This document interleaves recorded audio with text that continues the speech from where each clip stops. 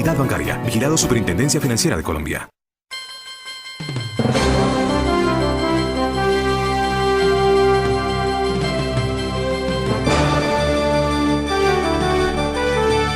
Y como se los anunciamos, está con nosotros en línea la senadora Paloma Valencia del Centro Democrático. Senadora, muy buenos días. Bienvenida a la Hora de la Verdad. Querido Ademar, un saludo especial para ti, para todo el equipo de la Hora de la Verdad, para el doctor Londoño, un saludo muy cariñoso y muy especial también. Muy complacida y muy contenta de estar con ustedes. Perfecto, senadora, pues bienvenida y cuéntenos, esto es otro anuncio, como si ya no fueran pocos, ¿no? Duramos 3 meses en una situación imposible en Colombia por cuenta del famoso paro nacional, pero ahora salen con la idea, ya la culpa no es de la reforma tributaria, ya la culpa no es del ministro Carrasquilla, ya la culpa no es de la reforma laboral que nadie presentó, ni de la pensional que tampoco se presentó, sino que ahora la culpa es porque ustedes en el Congreso de la República no quieren tramitar 10 proyectos de ley muy importantes, dicen ellos, que son fundamentales para evitar este paro. Pues además, yo creo que aquí lo que estamos viendo es lo que se dijo desde el principio. El paro se ha convertido en una herramienta para tratar de gobernar a Colombia. La vez pasada, con la reforma tributaria, presentaron ese pliego, que era un plan de gobierno, de un gobierno tal vez recién elegido para alcanzar a hacer todo lo que proponían, y entonces consideran que o se les da gusto en lo que ellos pretenden, o ellos destruyen el aparato productivo, secuestran el aparato productivo, y a cambio de dejarlo respirar, pues entonces usted no tiene que sino complacerlo. Yo llamé al paro desde el principio otro golpe a la democracia, un atentado contra el sistema democrático, y este nuevo anuncio es exactamente en el mismo sentido. Si no tenemos mayoría en el Congreso para sacar nuestros proyectos, pues vamos a secuestrar el sistema productivo para obligar que el Congreso apruebe lo que nosotros queremos. Y a eso además yo creo que el Congreso tiene que ser absolutamente claro. Si quieren gobernar a Colombia, ganen las elecciones, porque es que uno no gana las elecciones por bloquear calles, y ni uno puede decidir que porque bloquea las calles, que porque destruye el sistema productivo, que porque secuestra ciudades, entonces uno tiene derecho a que le hagan lo que uno quiere. Yo creo que está muy bien que la ciudadanía tenga iniciativas y que las centrales obreras presenten sus iniciativas, pero en las democracias no se gana a través de la violencia ni de los bloqueos. Yo creo que el Congreso tiene que entenderlo y que los proyectos pues habrá que mirarlos cuando les toque su turno y tomar decisiones, pero que el país no se lleve al equívoco de considerar que a través de la violencia aquí se obtienen cosas. Creo que el país tiene demasiados mensajes en ese sentido, de que a través de la violencia, a través de la destrucción, a través de las vías de hecho, entonces terminamos siempre dándole a quien no se lo merece resultados. Y a través de las noticias falsas, senadora, con los muy buenos días, porque es que el Comité Nacional del Paro ha dicho y ha denunciado que el gobierno sigue en los procesos de privatización, como es el caso de ISA, de la venta de ISA a Ecopetrol por 14 billones de pesos, lo que dicen ellos a partir de la imposición del modelo liberal. Olvidan ellos que ISA no fue privatizada, que sigue siendo del Estado, pero ¿cómo luchar precisamente contra esa desinformación que siembran estos sujetos para lograr unas movilizaciones que ya veremos el día de hoy cómo pueden comportarse en las distintas ciudades del país? Sergio, totalmente de acuerdo. Nosotros estamos viendo y ya, digamos, esta es la segunda vez, la utilización muy bien articulada de las redes sociales y de la información tendenciosa, mentirosa, equívoca, para llamar a la indignación de los ciudadanos. Esto es evidente. Lo vimos en el famoso paro, donde por ejemplo se difundía información según la cual la policía llegaba a las manifestaciones y disparaba contra los manifestantes, información que se regó en el mundo entero, y que entonces vimos pues las reacciones de todas esas organizaciones, empezando por la Comisionada para los Derechos Humanos de la ONU, que empezó a decir que tenían pues que dejar de disparar sobre los manifestantes, y las cifras fueron claras. Sergio, y el país las conoce. Hubo más policías heridos que ciudadanos heridos, cuando las proporciones eran inversas, es decir, había miles de ciudadanos y unos policías saliendo a cuidar, y resultaron mucho más heridos los policías. Ahora pues entonces andan con el cuento de que el gobierno va a privatizar, de que el gobierno va a destruir el patrimonio público, de que la reforma tributaria, esto o lo demás allá. Yo creo que la ciudadanía tiene que entender en este momento, primero, que la manifestación pacífica está muy bien y es muy buena, y la gente tiene derecho a protestar, y claro que hay razones para protestar en Colombia. Quien no está cansado de toda esta ladronería que se ha incrustado en la política, quien no está cansado de este desempleo, de la destrucción del sistema productivo? Pues por supuesto. ¿Qué tal FECODE con el 60% de los niños sin poder volver a la presencialidad? ¿Qué tal los problemas de la calidad, donde Colombia no solamente tuvo uno de los mayores índices de días sin colegio en el mundo, sino una de las peores pruebas PISA en el mundo? Entonces, pues claro que hay razones para uno estar preocupado e indignado con lo que pasa en Colombia, pero al mismo tiempo hoy es clarísimo, querido Sergio y oyentes, que Colombia hoy tiene que transitar un camino que es el de la recuperación económica. Aquí no hay más opciones, aquí hay que reactivar el aparato productivo para que la gente tenga empleo, para que los jóvenes puedan tener opciones, para que la ciudadanía pueda encontrar más opciones, para que el pequeño empresario pueda salir adelante, para que los micronegocios se puedan reactivar y las familias encuentren algo de bienestar. Mire, y sin esa reactivación económica no va a haber quien pague impuestos, y si no hay impuestos tampoco es posible hacer una profunda política social. Entonces hoy, en medio de esta crisis, en medio de lo que está pasando, con todos los problemas que tenemos, la ciudadanía tiene que entender que Colombia tiene que estar más unida que nunca. Los colombianos tenemos que saber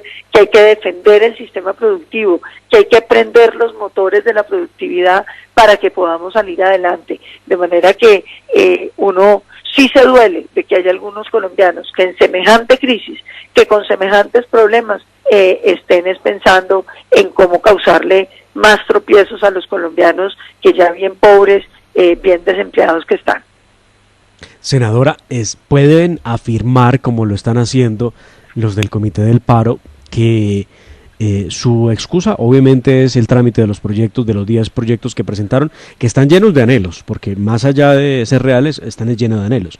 La renta básica que garantice un salario mínimo mensual legal vigente a 10 millones de personas durante 7 meses, pues es un hermoso anhelo. Otra cosa es que tengamos la capacidad económica para poder cubrir esos salario mínimo legal mensual vigente a 10 millones de colombianos. Ojalá se pudiera. Pero, senadora, ¿es cierto que usted lo ha detectado, que existan jugaditas al interior del Congreso de la República que impidan el trámite de los 10 proyectos que presentaron estos señores del Comité del Paro?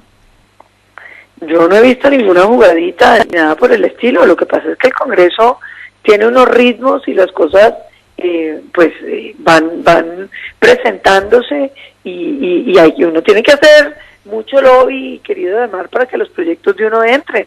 Yo no hago sino estar llamando a las comisiones, a los congresistas, a los representantes, a los senadores, para ver si logro que algún proyecto mío quede en los órdenes del día, porque es que son 260 congresistas, todos con proyectos. Es el gobierno presionando por sus proyectos, los ministerios presionando por sus proyectos. Entonces, esto no es que ellos llegaron de primeros en la fila y que sean los únicos que tienen propuestas para Colombia. Hay muchas propuestas para Colombia en diferentes manos, y por supuesto el agite de cuáles proyectos entran, pues es digamos el debate más profundo en el Congreso de la República.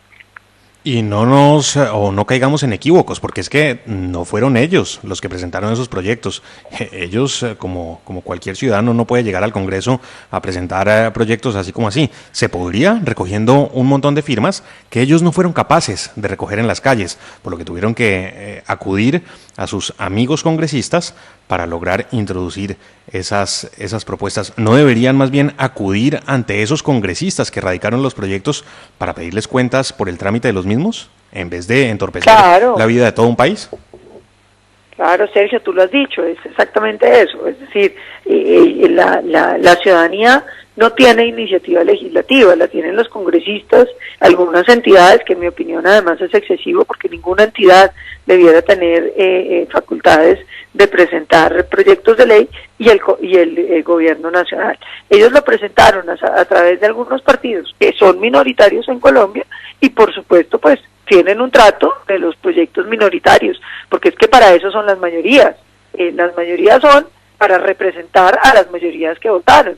Si ellos tenían mucho interés en los proyectos, pues han debido sentarse a hablar con los diferentes partidos políticos y tratar de llegar a unos consensos y mirar en qué cosas se podía presentar o no. Ahora están presentados por unos partidos minoritarios y pues van en el trámite como tienen que ir, como van los proyectos de todos los demás congresistas, como van los proyectos de muchos sectores productivos que están ahí haciendo fila para ser aprobados. Tampoco se puede pretender que el Congreso saque todo lo que se le lleva, porque entonces Colombia sería inviable.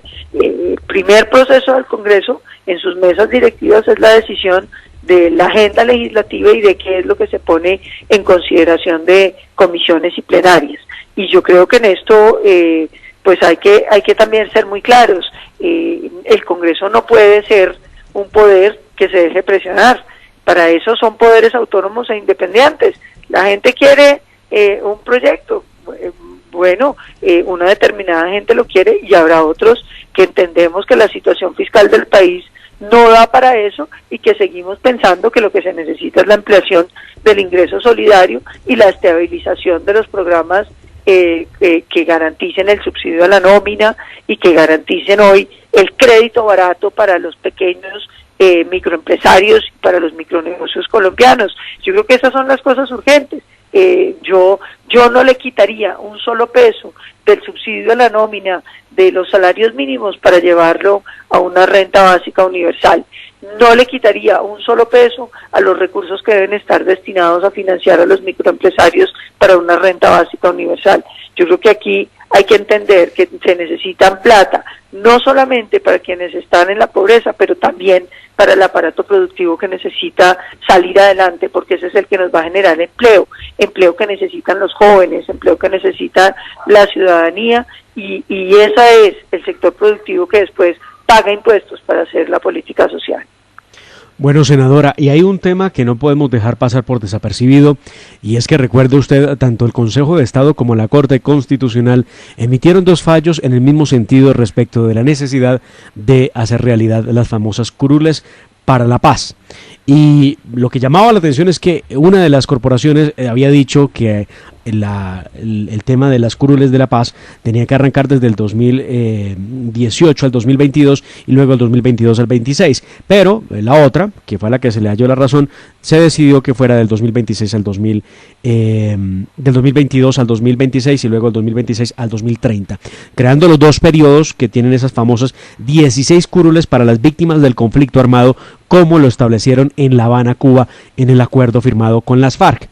El presidente Iván Duque en las últimas horas ha dicho que ya le dio instrucciones al ministro del Interior, Daniel Palacios, para que se proceda de inmediato con la promulgación de las curules, pero advierte que debe haber un reglamento que permita que efectivamente sean las víctimas las que ocupen esas curules. ¿En qué anda el partido respecto de estas 16 curules que sabemos desde siempre han rechazado? Pues lo primero, Omar, es que nosotros hemos rechazado eso porque precisamente no son curules para las víctimas. Colombia tiene 5 millones de desplazados, de los cuales el 80% vive en ciudades capitales y ciudades intermedias, y eso significa que no están, en su gran mayoría, en los 167 municipios que fueron seleccionados para las curules. Entonces, aquí arrancamos con la exclusión de más o menos... 5 por 8, muchísimos, más de 4 millones de colombianos víctimas que no pueden participar, eso sin contar muchos otros que no podrán hacerlo porque están en otros municipios pequeños que no están en esa lista. Y uno se pregunta, ¿por qué esos 167 municipios? ¿Qué gracia tienen? Bueno, tienen una gracia, y es que ahí se concentra el mayor número de cultivos ilícitos, y además desde el 2016 hasta ahora se han cometido el 71% de los atentados y asesinatos de líderes sociales en el país. Entonces ahí lo que uno empieza a ver es que realmente es el lugar donde están los grupos ilegales. Ahí están las disidencias de las FARC, ahí está el ELN, ahí está el Clan del Golfo. Son los sitios donde están las estructuras delincuenciales dedicadas al narcotráfico. Y uno se pregunta, ¿y por qué queremos que las víctimas sean solamente de los territorios donde hay control armado de grupos ilegales? Y ahí es donde empieza a preocuparme, Edmar, porque uno empieza a mirar que lo que hay es un sesgo, como todas las cosas del Acuerdo de La Habana, un sesgo político. Porque seguramente una víctima del paramilitarismo o una víctima del Estado, pues puede ser candidato en esos territorios. Pero yo pregunto, ¿cuál es la probabilidad o la posibilidad de que una víctima de las FARC pueda ser candidato donde están las disidencias de las FARC, que entre otras demás tienen un plan de exterminio sobre todas las víctimas que están denunciando a las FARC ante la JEP? Fíjese lo que le pasó a Derly Pastrana y a tantas otras víctimas en el departamento del Huila, donde se dice que es precisamente el paisa el que anda matando a todo aquel que se atreva a denunciarlo a él o a las FARC. Y por otro lado, ¿qué le pasa a las víctimas del ELN, Edmar?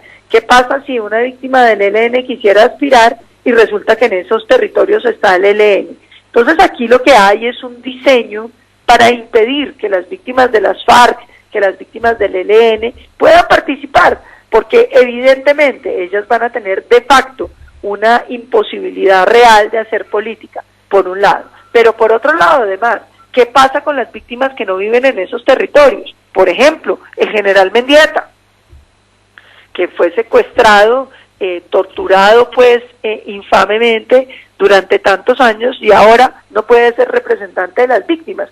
¿Por qué los del Acuerdo de La Habana quieren seleccionar las víctimas que pueden hablar a nombre de las víctimas? Fíjense que aquí lo que hay es un tema político muy de fondo y es impedir que la voz de las víctimas de las FARC, de las víctimas de esas guerrillas de izquierda asesinas puedan ser los representantes, para poder ellos escoger y determinar qué víctimas pueden participar. Ahora, dice el señor presidente que la reglamentación garantizará que sean las víctimas. Eso es falso, porque usted no puede garantizar que las víctimas tengan participación cuando la realidad de las cosas es que tenemos una confabulación, digamos, para impedirlo. Pero más allá, Demar, puede que el señor desmovilizado o terrorista o victimario no pueda aspirar, pero ¿acaso es que nosotros tenemos la lista de todos los familiares?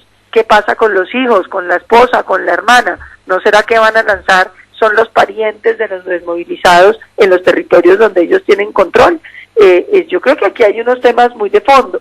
¿Y cómo van a saber que no son victimarios? ¿Acaso alguien en el país tiene la lista de todos los integrantes del Clan del Golfo y de todos los integrantes de las disidencias de las FARC y de todos los integrantes de los grupos ilegales? Entonces aquí lo que estamos viendo es que en realidad estas curules no van a permitir la participación de víctimas de FARC y ELN y pueden terminar en manos de victimarios. Esa es la realidad. Ahora, si uno quería hacer curules para las víctimas, lo hubiera podido hacer. ¿Cómo? Con el registro único de víctimas. Ahí están inscritas todas las víctimas y esas personas debieran votar en una circunscripción nacional, no importa dónde vivan, para poder elegir a sus representantes, que debieran ser candidatos de ese mismo registro. Y había que incluirle, y en esto quiero ser muy clara, la participación de las Fuerzas Armadas de Colombia, porque quienes fueron nuestros soldados y policías, que fueron víctimas de delitos de lesa humanidad, de crímenes de guerra, no deberían estar excluidos. Están excluidos del registro de víctimas porque la teoría ha sido que más o menos tienen que aguantar todo tipo de delitos, pero hay un tipo de delitos como esos que he mencionado que deberían dar lugar a que los inscriban en el registro de víctimas, a que sean tratados como víctimas y sobre todo a que puedan tener la representación política que le dieron a las FARC y que le negaron a las Fuerzas Armadas. Yo creo que lo que uno le queda claro viendo esto de Mar, como viendo la Comisión de la Verdad con sus sesgos ideológicos, como viendo la JEP llena de sesgos ideológicos, es que aquí hay un potente aparato para reescribir la historia de Colombia, para hacer prevalecer en la versión de las FARC sobre la política colombiana y para favorecer unas posturas de izquierda. Es que imagínese lo que es alterar las mayorías en el Congreso, no solamente con 10 curules que ya le regalaron a las FARC, sino con 16 adicionales. Aquí están poniendo en jaque la democracia colombiana. Senadora, pues no quedan dudas de que se está poniendo en jaque la democracia colombiana y son esas fallas cometidas por esos arquitectos de un proceso de paz, o mejor, de amnistía a las FARC. Precisamente usted se ha pronunciado de manera muy fuerte en contra de los pronunciamientos de Humberto de la Calle y de Sergio Jaramillo a propósito de la amnistía general que se ha venido proponiendo en el país en las últimas semanas. ¿Cuáles son esos llamados que hace usted a Humberto de la Calle y a Sergio Jaramillo, los arquitectos precisamente de esa amnistía de las FARC? Pues tú lo has dicho, Sergio, yo no creo que sean fallas de los arquitectos, fueron las malas intenciones de los arquitectos, diría yo. A mí me sorprendió la carta del doctor Sergio Jaramillo y del doctor de la Calle, una carta donde básicamente salen a pontificar sobre la importancia del Acuerdo de La Habana, insisten en que la solución de todos los problemas colombianos es la Biblia del Acuerdo de La Habana, y que a los que no nos gusta, que resulta que eso sí no lo mencionan, somos la mayoría de los colombianos, que lo derrotamos con el no, nos toca someternos a eso. Y le piden al presidente Uribe en un lenguaje, en mi opinión, bastante inapropiado, que es que tiene que asumir responsabilidades. Entonces, bueno, si vamos a asumir responsabilidades, pues como dicen en Estados Unidos, camina tus palabras, ¿no? Que del dicho al hecho hay mucho trecho. ¿Por qué no arrancamos? Porque ellos reconozcan los daños que le hicieron al país. Por ejemplo, no vi al doctor de la Calle ni al doctor Sergio Jaramillo reconociendo el gran daño que le hizo este acuerdo en términos de narcotráfico al país. ¿Cómo se sienten ellos de la proliferación de la coca? ¿Cómo se sienten ellos de que hoy este país esté produciendo otra vez el mayor número de toneladas sobre cualquier país y que nos hayamos convertido en eso? ¿Cómo se sienten ellos de haber dejado a Colombia sin posibilidades de extradición? ¿Cómo se sienten ellos de haber dejado a Colombia sin posibilidades de fumigar, de erradicar forzosamente, de haber creado un programa como el PENIS, que le está costando la vida a los líderes sociales, porque la correlación entre la erradicación voluntaria y el asesinato de líderes sociales hoy es evidente y matemáticamente demostrable? Yo quisiera que ellos también nos cuenten cómo se sienten de que las FARC no estén confesando individualmente sus delitos. Aquí están muy preocupados por decir que es que Uribe tiene que asumir responsabilidades. No los oigo pidiéndole que las FARC asuman las responsabilidades. ¿Sabe lo que están haciendo las FARC, Sergio y oyentes? Van a la JEP, se someten a la confesión colectiva de los delitos, y ahorita están esperando a que los imputen, es decir, a que se sepa qué es exactamente lo que tiene el Estado contra ellos, para limitarse a reconocer los delitos que el Estado ya conocía. Y entonces no es que habían prometido verdad, no nos habían dicho que íbamos a renunciar a las sanciones y al castigo, porque es que este proceso iba a ser muy efectivo, porque ellos iban a contar toda la verdad. Falso, porque dejaron que este proceso ahora se vuelva un proceso igualito a los procesos penales, es decir, que el Estado tiene que investigar, después imputar y entonces la otra persona confiesa. Lo lógico era que fuera al revés, ellos confiesan, el Estado contrasta sin haberles mostrado que teníamos, y si llega a faltar algo, entonces lo saca del proceso. Esa es la manera de garantizar la verdad. Nos engañaron con eso también y no veo que lo estén diciendo. ¿Y qué le parece, querido Sergio y oyentes, que el doctor Jaramillo y el doctor de la Calle vienen a pontificarnos diciendo que este es un proceso de paz sin precedentes, que por primera vez las guerrillas se someten a un tribunal? Hombre, yo creo que es que no le pueden decir mentiras a los colombianos. Que vayan a decir mentiras al mundo, pues vaya y venga, porque en el mundo no sabe lo que ha pasado en Colombia. Pero aquí, después de que el proceso que los antecedió fue el proceso de los paramilitares, donde se creó la Ley de Justicia y Paz para todos, sin distingos, es decir, podía desmovilizarse un guerrillero o un paramilitar, tenía que contar la verdad y reparar a las víctimas. Y yo le doy algunas estadísticas de la Ley de Justicia y Paz. Todos los máximos responsables terminaron pagando cárcel, Sergio, porque fueron extraditados a los Estados Unidos y terminaron pagando cárcel. más de 2.000 paramilitares pagaron cárcel. Y además de eso, entregaron 3 billones de pesos para reparar a las víctimas, bien por encima del flaco billón que prometieron las FARC, del que no han entregado sino más o menos la mitad. Las autodefensas y los paramilitares entregaron 3 billones de pesos y confesaron más de 70.000 delitos. Yo quisiera ver que el acuerdo de La Habana, que implicó la modificación de la Constitución, que implicó tener criminales de lesa humanidad en el Congreso, que implicó amnistía para las FARC, de esos últimos resultados. Y finalmente, Sergio, ellos dicen que es que qué horror una amnistía, que ellos nunca hablaron de amnistía general. Pues claro que no, ellos hablaron fue de amnistía general para las FARC, que fue lo que hicieron efectivamente. Ahí están los máximos responsables, sin haber dicho la verdad, sin haber pagado un día de cárcel y sin haber reparado a las víctimas en el Congreso de la República.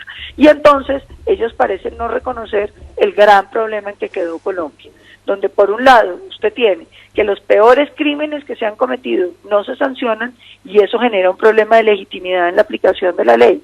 ¿Cómo le dice a usted a un colombiano que se roba una bicicleta o que se roba un celular que lo va a meter a la cárcel cuando los crímenes del homicidio, el secuestro, el reclutamiento de menores, la esclavitud sexual de menores queda impune?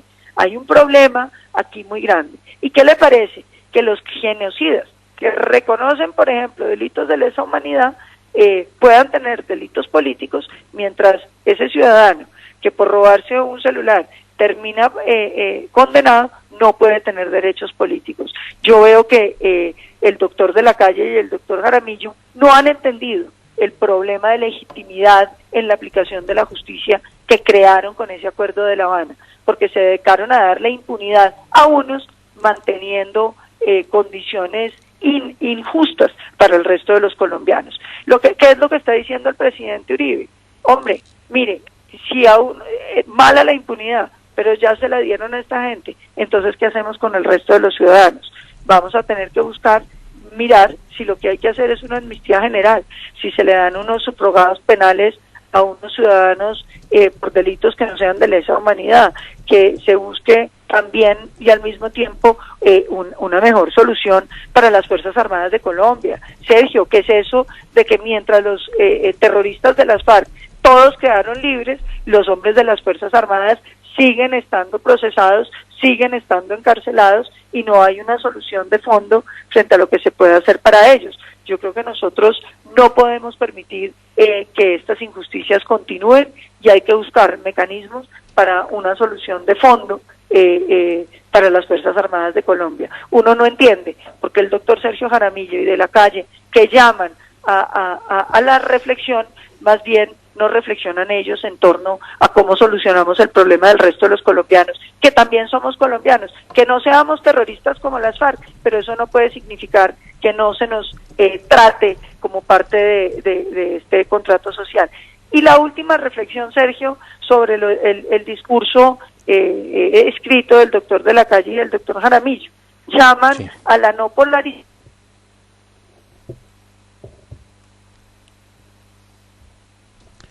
¿Perdimos a la senadora? No. Sí, tenemos problemas en la comunicación. Estamos hablando con la senadora Paloma Valencia a esta hora, en la hora de la verdad, Sergio, sobre nada más que el tema de la amnistía que ha propuesto el expresidente Álvaro Uribe Vélez y que nació como una idea preciso en momentos en que enfrentaba un cara a cara con el padre de Ru, de la famosa Comisión de la Verdad que, valdrá decirlo, cuesta un poco más de 100.000 millones de pesos al año, pero que además no tiene siquiera víctimas de las FARC dentro de su comisión, y muy por el contrario, algunas personas, como una de las, recuerdan ustedes, una de las comisionadas, que decía simplemente y abiertamente pues su simpatía por los miembros de las FARC en un trino en Twitter, increíble. Pero bueno, esa es la comisión y esa es la situación que estamos viviendo, y por cuenta del debate público que se está generando con la amnistía general. Si logramos tener de nuevo a la senadora Paloma Valencia. Ya está con nosotros, okay. Ya está con nosotros de nuevo. Me gustaría preguntarle, senadora, muchos de estos que además, ojo, la amnistía les sirve a ellos si se trata para las FARC. esa está perfecta, esa es aplaudible, esa es un modelo de paz ante el mundo. Si la amnistía se aplica a otros sectores, esa sí está muy mal, y por eso Humberto de la Calle y por eso Sergio Jaramillo de manera descarada salen a decir lo que dicen. Pero la pregunta es, senadora, ¿se ha planteado acaso algún límite a esa amnistía? Supondría uno que sí. El caso de crímenes de guerra y de delitos de lesa humanidad no pudieran hacer parte de una idea de amnistía general. ¿O qué se ha dicho respecto a eso?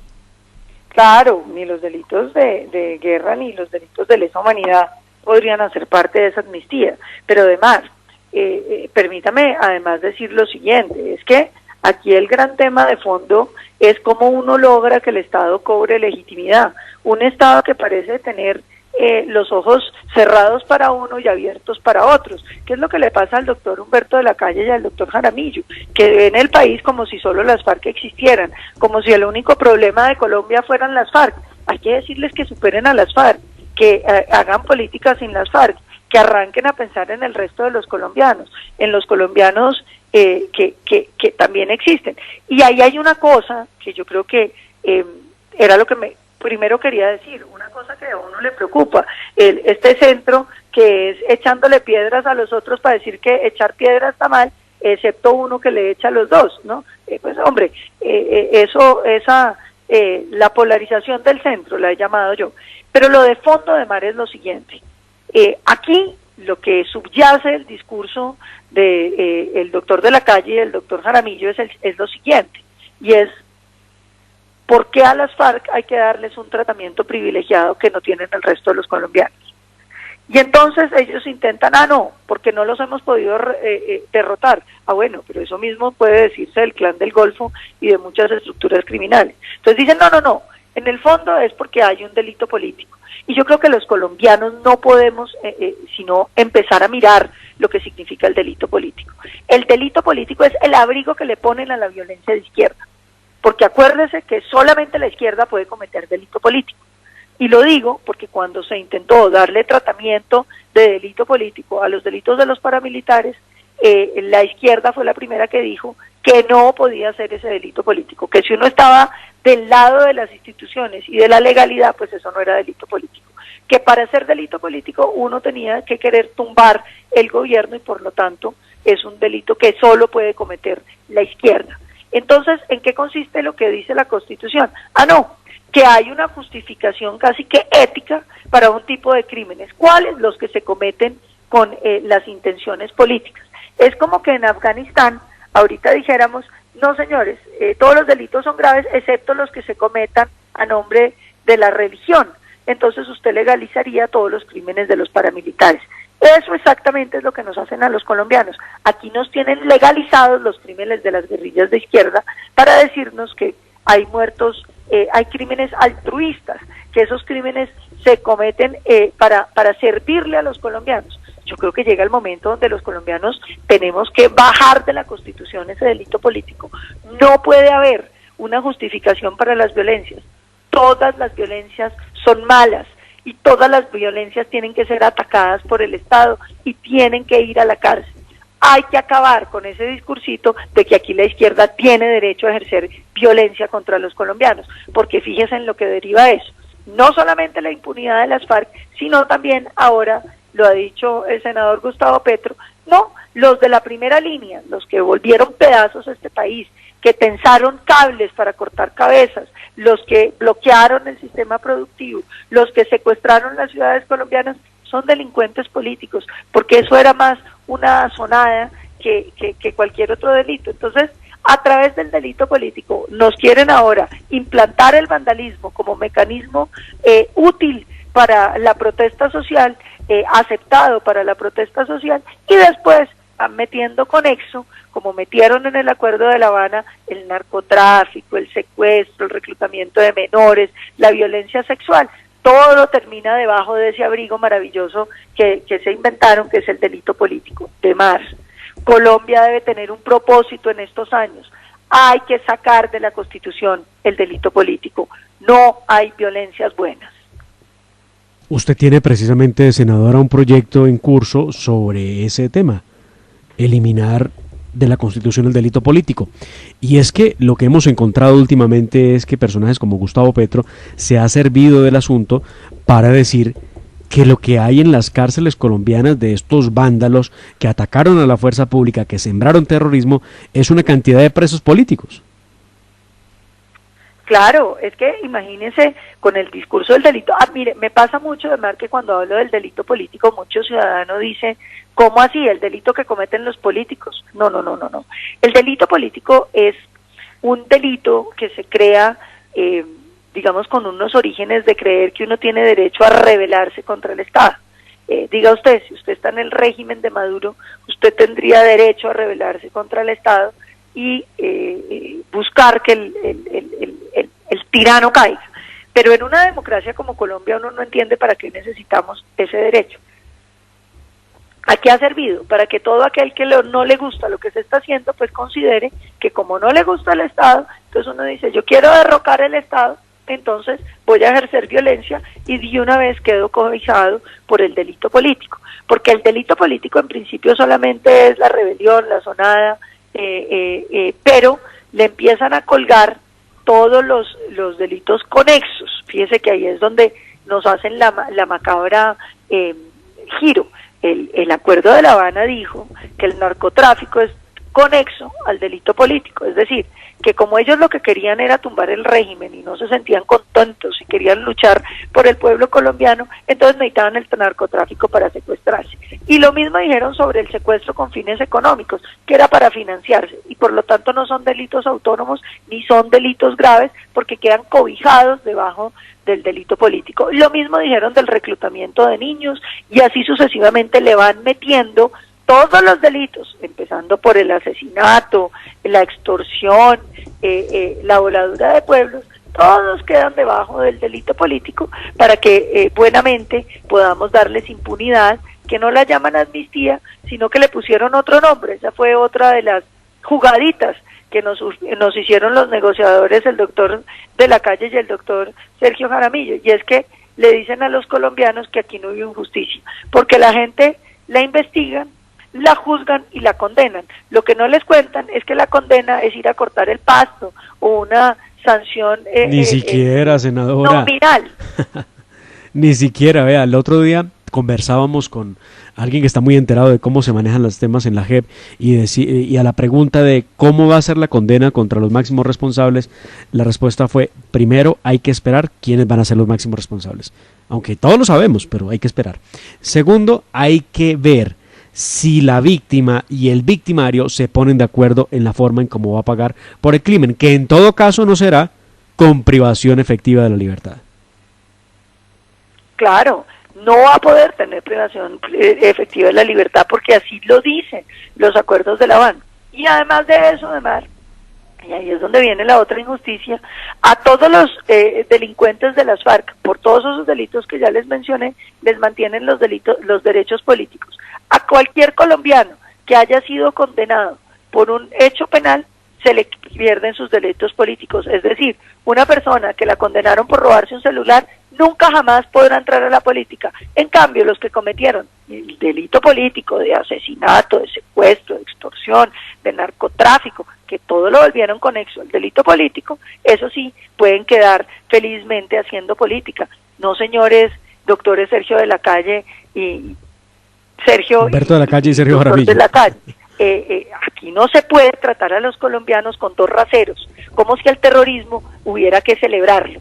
Ese delito político hay que sacarlo de la Constitución para que Colombia nunca pueda tener esta justificación que nos dieron el doctor de la Calle y el doctor Jaramillo para empoderarnos a los terroristas en la política colombiana.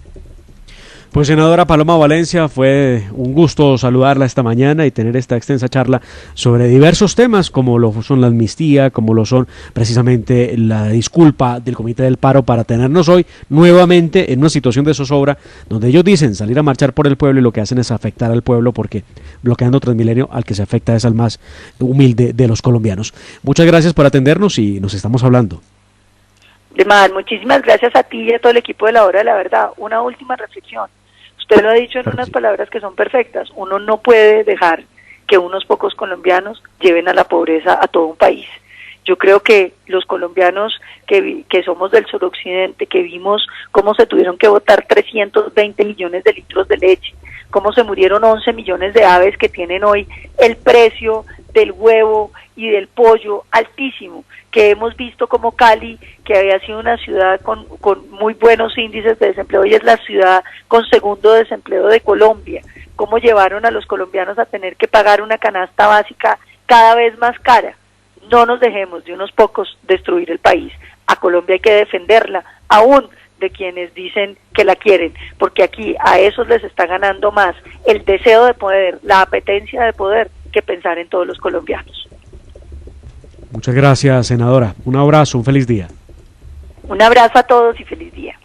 Estaba con nosotros la senadora Paloma Valencia del Centro Democrático, hablándonos de diversos temas de coyuntura nacional. Avanzamos. Esta es la hora de la verdad.